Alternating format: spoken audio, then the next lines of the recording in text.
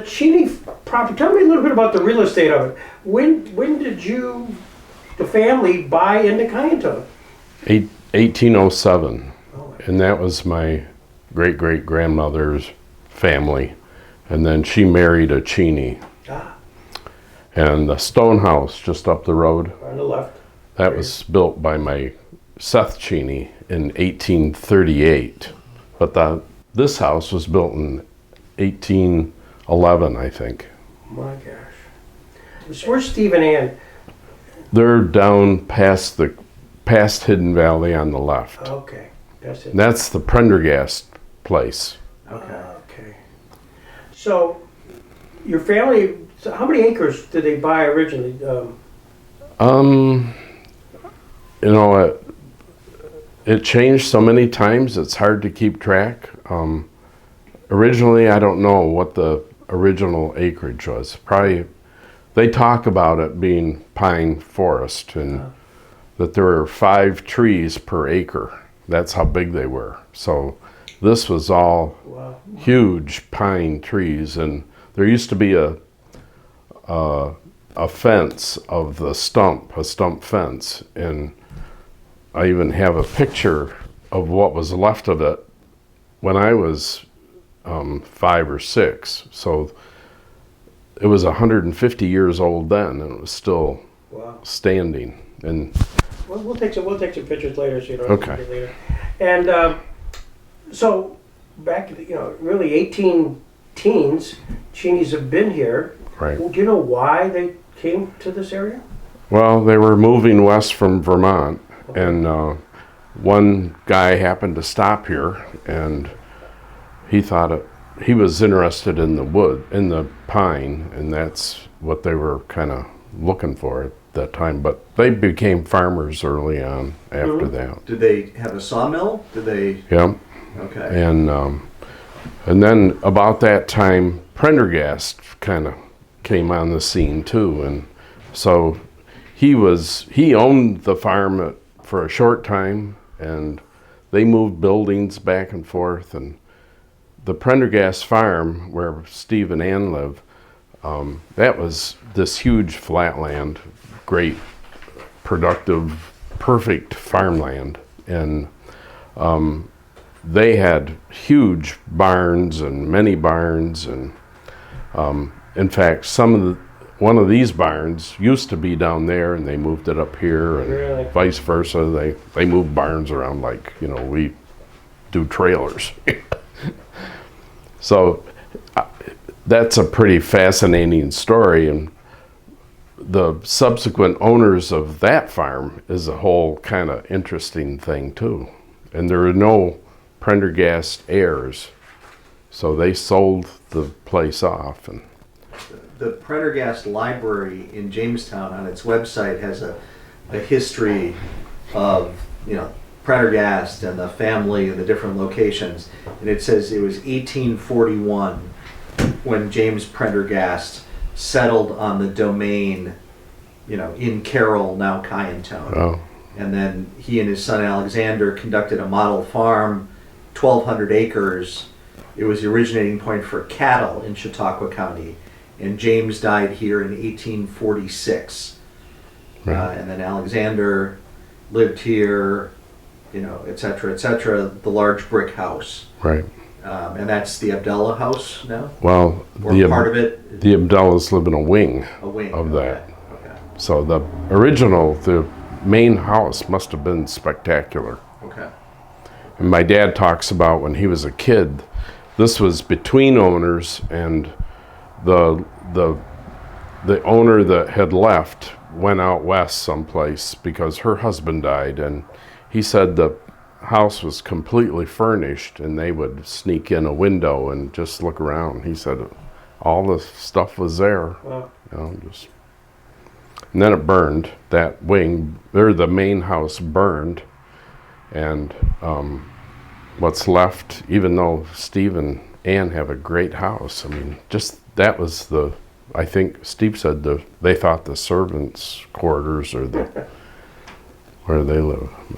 You been to their house? I have, yeah. Spectacular. Yeah, it really is. So here, this is really Cheney country right here in Kiantone. Yeah, pretty much. And are you the Cheneys who are also kind of up the lake? There are all these Cheney roads. Well, they go back.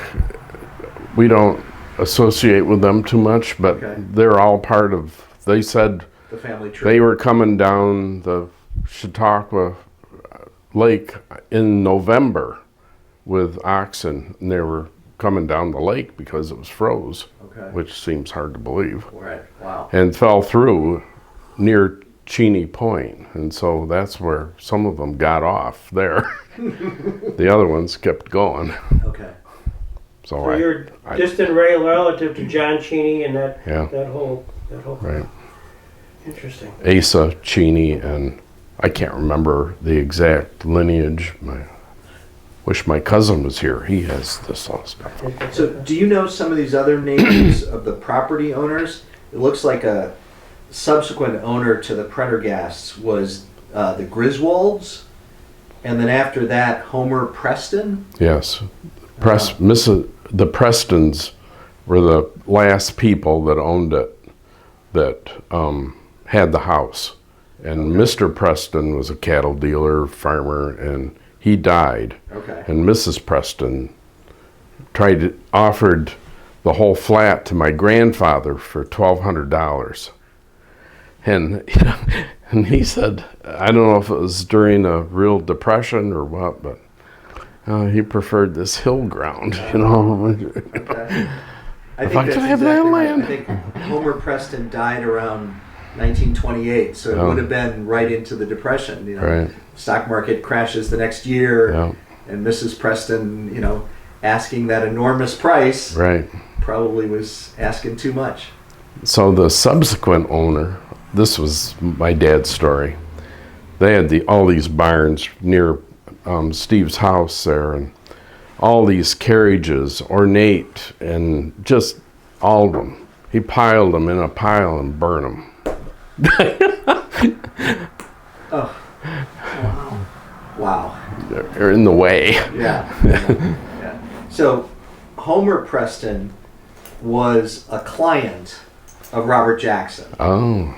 Jackson was a lawyer to Homer Preston, and then Jackson was involved in some of the Preston estate work for Mrs. Jackson was the executor, and Mrs. Preston, and an effort to build an orphanage in Jamestown, I think, was part of the effort that she pursued, and maybe it didn't get approved or something, but that was an important part of Robert Jackson's legal career, and I think Homer Preston was like a client who paid his bills, so I think he contributed to Robert Jackson's prosperity.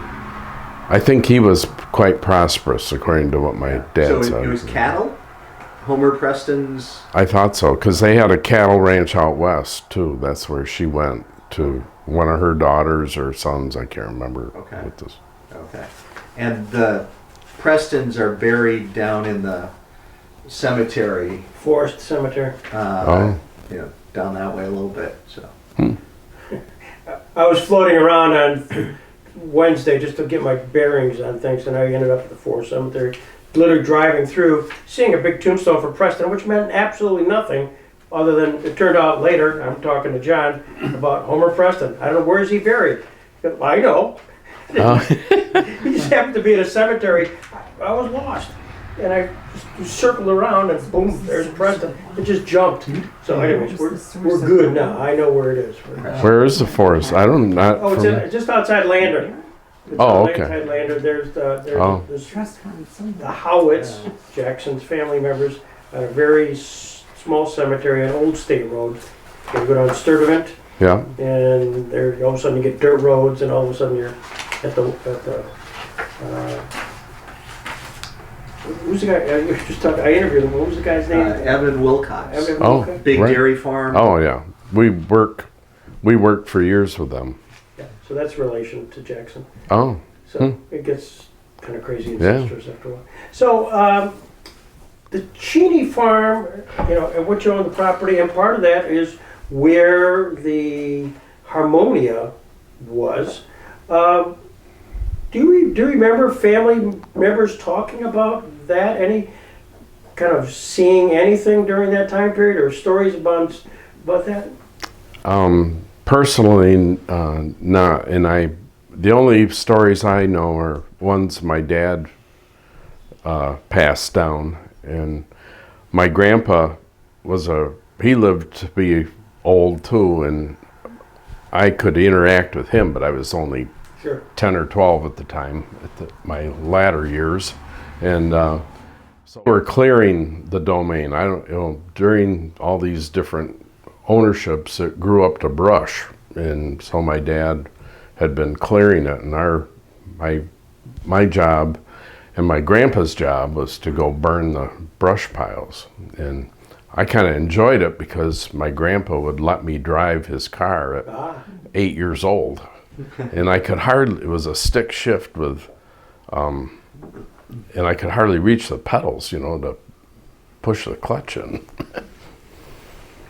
And how do you access it from your farm? I mean, where do you go down Sturtevant? No, we go Riverside, and then down over the hill through the York Run up the other side, and that takes you over to the Kiantone.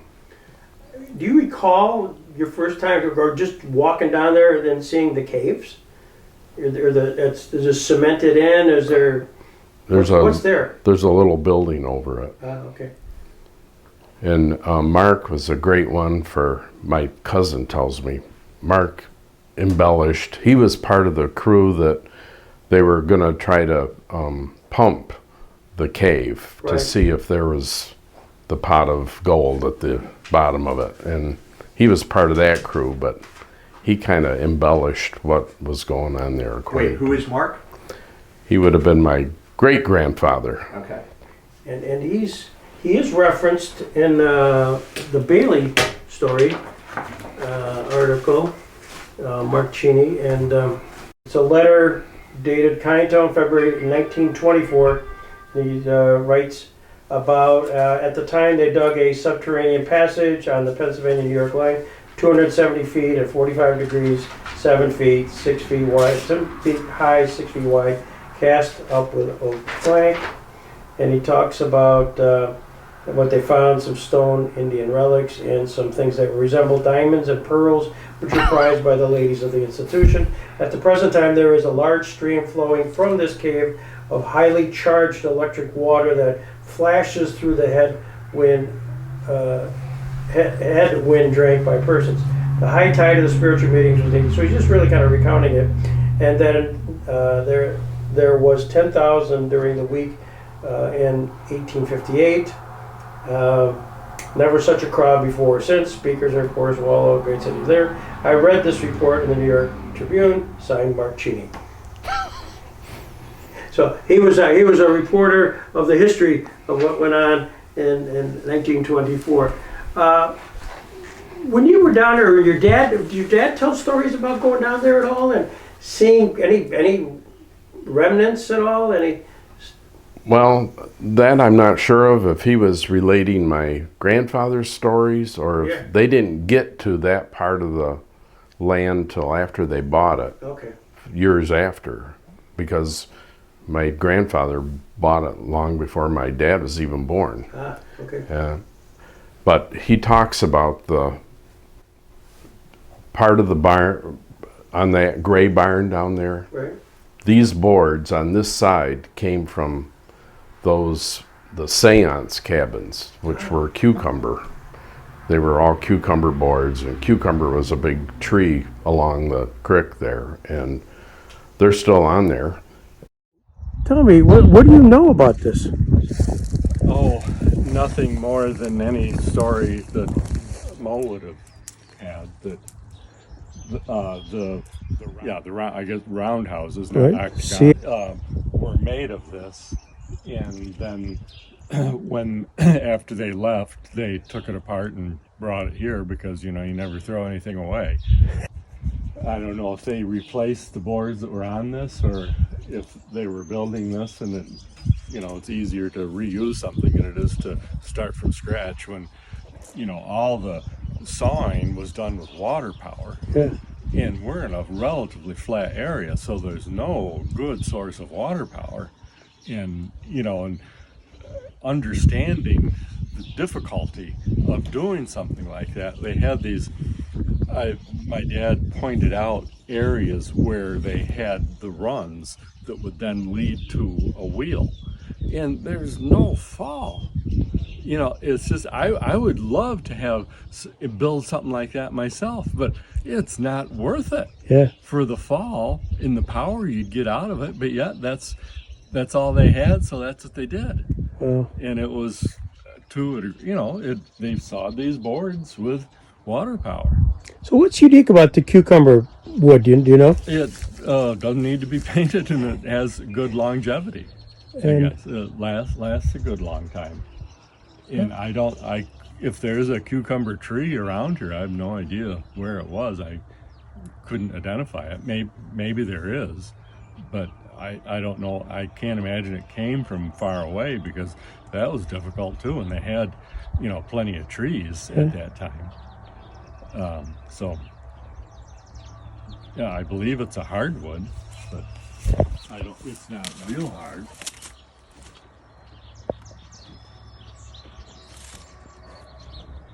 So I don't know. It's a nice straight grain without terribly big knots. I guess the knots do fall out after a while, and I wouldn't know that this was a different wood than any of the other wood. Other than your dad told you? Yeah, right. And I'm sure it was an accurate story, or there's not too much to embellish. No, well, it's logical. I mean, there's wood on huts that are falling apart, and you'd say, let's take advantage of it. Oh yeah. And I don't think it was a great deal of time between them being built and them repurposing it. Yeah. Not like, decades and decades. It was kind of a short-term phenomenon.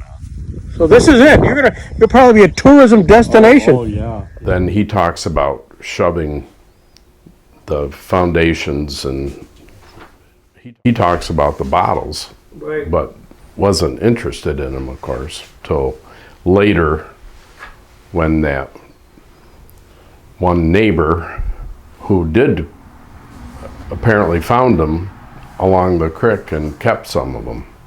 Talk about that. I mean, And these are the bottles? is that Those- these bottles? right. Yeah, can you hold it? Give one to them just to kind of talk about it. So, what is the story here behind these bottles? Well, they're ink bottles from England, and my understanding is they comprised the fake floor. They were the means of rolling the floor underneath there was a floor on top of these, so So it would be a foundation, glass, so that they could actually pivot. right. Oh my And God. somehow they had them arranged and they are sturdy bottles, Incredible. Yeah. And I never researched that label. And that one, it's pretty clear. It's this one completely is clear. It's this J. one's- Bourne and Sons Limited, patentees, Denby Pottery near Derby, P&J Arnold Limited, London, England. We'll get our people on it. Vitreous stone bottles. So, Wow. this really, what you have here in this brown bottle is a relic right. of that 1850s domain. I think so. Yeah. And so the moving floor was part of the seance experience? Right. Convinced a lot of people, apparently. So it was a trick. Yeah, Right. this is the magic behind it. Right, got it. Okay. Well, if you're a non-believer, it's a trick. Right, Yeah, okay, right. right, okay. Greg and I, of course, we know it. It just enables the spirits Right, to exactly, slide right. around a little fast. Yeah. It's like going to a ballpark and listening to the organ music, And it's so, real. so Mo, you found these in the woods or some? No, a neighbor that I don't know if it was Mr. Cost that actually has owns the land where the spring is, the Spiritualist Spring, or it was another neighbor up there, but he was an older guy and died and had a garage sale. My dad went to the garage sale and he knew what he was looking for. Yeah. Yeah. So he knew what that was, Right. and that's why he bought them. Right. And to make the cabin floor work, Right. dozens of bottles, hundreds of bottles. I imagine, Yeah. in order to get enough. Right. I- Huh. I'm envisioning hundreds and hundreds of bottles just to have it move. I mean, think of it, it's a building. right. You're moving a building. Right. Holy cow. So when you, from within the family itself, did Harmonia mean much or just sort of a curiosity, a little curious? Well, I think Seth Cheney, my great-grandfather, they were quite an item in the Congregational Church, which was up there. And apparently the story I heard was that they were kind of the impetus for saying enough is enough. We want that society out. And so that was I don't know really how he did it or what they did, but And it was because their behavior was scandalous. I think so. Their beliefs, they were not very tolerant of free love. That was Okay, so it was the that free was the love trip. part. Yeah. Okay. Because I don't think they were opposed to. They had some other kind of lofty ideas for the time that seemed like good ideas. Right. You know? Right. And our farm, I think, was part of the Underground Railroad back in the day, and that's what I'm told. Mm-hmm. But no proof of it or anything. So when your daughter decided to do this paper, did you encourage her? Did she just out of the blue kind of decide, let's talk about my next door neighbors? Well, I don't know what. Or was it the spirits that got her? Yeah, I think she heard my dad talking about it one time and would talk about it periodically in the family, but nobody ever knew much. And then maybe it was around the time the bottles came into. I don't remember when they showed up. Yeah. So I want to make sure I've got the family tree. So Rebecca is your daughter, Correct. and who's Rebecca's mother? Your wife? What's her name? Judy. Judy. Okay. And then your father, It's Henry. Henry, and his father, Lewis. H. Lewis H. Okay. And I should have done this. Wife of Henry, Ruby. Ruby, and wife of Lewis H. Blanche. Okay. And father of Lewis, Mark. Mark. And father of Mark, Seth. Seth. Okay, got it. So Seth is he's the originator, or the owner of the property here in Kiantone. He's the one that first bought it? Well, he married a Jones, and Cynthia Jones' father actually started this farm. Gotcha. So he married into that part of it. Got it. And the wife of Mark, sorry. Well, he had two wives. So Seth is he's the originator, or the owner of the property here in Kiantone. He's the one that first bought it? Well, he married a Jones, and Cynthia Jones' father actually started this farm. Gotcha. So he married into that part of it. Got it. And the wife of Mark, sorry. Well, he had two wives. Not One at died. the same time. Right. And right, no, not at the same time. Practice. And he ended up with a Van Rensselaer, which is part of the Dutch. Cornell University Van Rensselaer. That was the second wife. Right. Got it. And do you have siblings? Yes. Are there other brothers or sisters? My brother lives there, and Steve, and I have three sisters, all older than I am. Got it. So in the family, who's the Harmonia expert or the most interested person? Is it You because you're. I guess Steve? it falls on me because of the bottles, but Got it. Okay.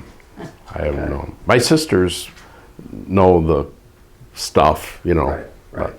And do you have other children besides Rebecca? I have a son that lives in Pittsburgh. His name is Seth, and a daughter that lives in Rochester. That's Cynthia.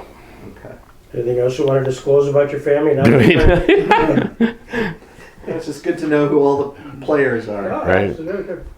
Because it's a title search work. Because Greg did an awful lot of real estate, Right. and you kind of look at those title searches. That's how you learn a lot of that Yeah, history. Oh, I know. I never followed this through, but at the time I wrote the paper, I got a copy of the Holland Land Company map that deals with this area, which is in my book. Anything else I should ask about Harmonia while I've got you mic'd up here?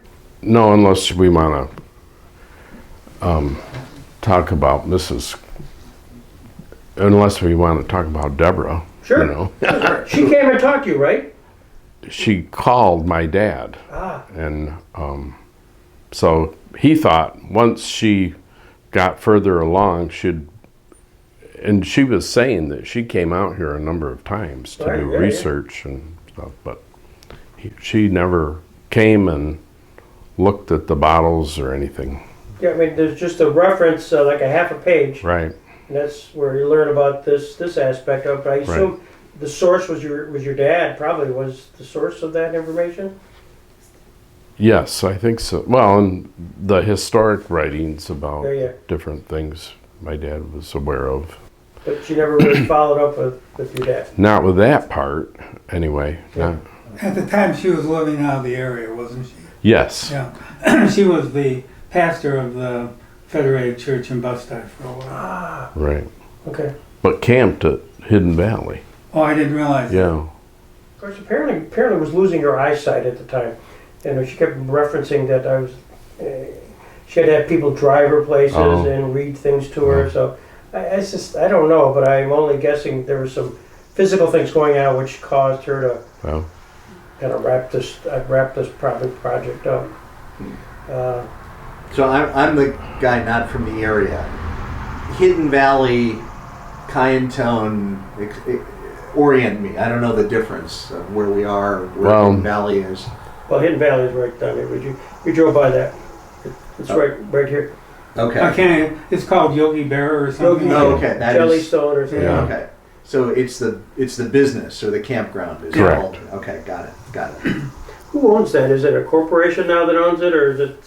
well, some guys from Michigan Okay. bought it a couple of years ago, or probably 5 years now. Yeah, I remember that. And Dave Blossom was also a relative of mine, or Was that- Margaret is. Margaret was, yeah. Right.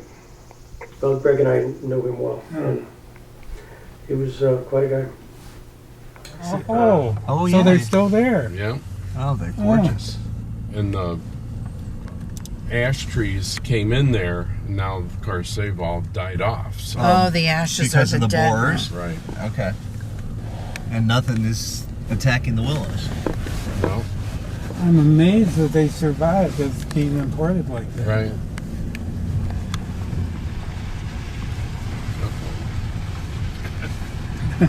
We have lights out. Four-wheeler kicks in. Well, you could see where they could have a convention here. You know what I saw from the other side was more hilly and constrained, and I thought, where could they put them? But here you've got some nice flat Yeah, but land. has this always been cleared this beautifully? I don't know what it was like. Probably generations of work to It was get this. impenetrable when my dad was a boy.